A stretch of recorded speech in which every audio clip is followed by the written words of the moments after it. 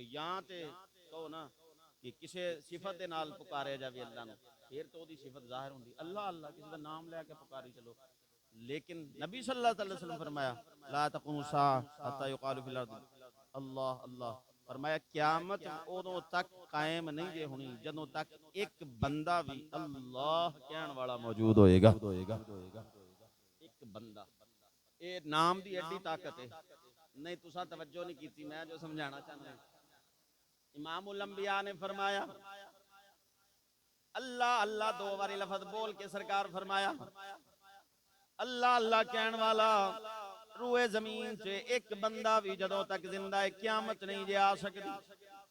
اسمان نہیں جے پھٹ زمین تے نہیں گر سکدا زمین پھٹ نہیں جے سکدی سورج مغرب والوں نہیں جے آنا کدوں تک جدوں تک ایک بندہ بھی اللہ. ادا مطلب ہے لفظ اللہ دے نام اللہ دے اندر اتنی طاقت ہے ایک بندہ بھی لفظ اللہ کہندا ہوئے گا قیامت نہیں جے آ سکدی. لفظ اللہ دی طاقت نے لفظ اللہ دی طاقت نے اسماناں نو بھی روکیا ہویا ہے تے زمین نو بھی روکیا ہویا ہے. اور اگلی بات اس سمی مدے دی میرے آقا کریم صلی اللہ علیہ وسلم حدیث پاک کے مفہوم سمجھنا فرمایا جدوں آخری بندہ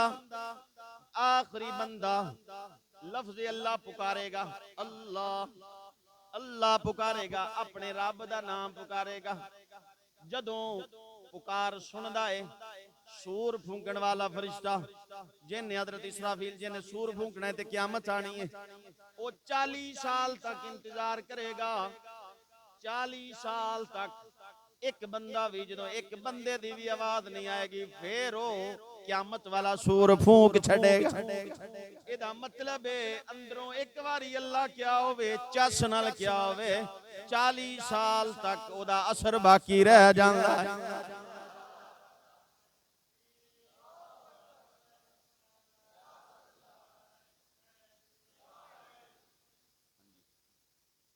علماء نے لکھیا ہے لیکن فرق یہ ہے بندہ زبان تاثیر ہوئے زبان تاثیر والی ہوئے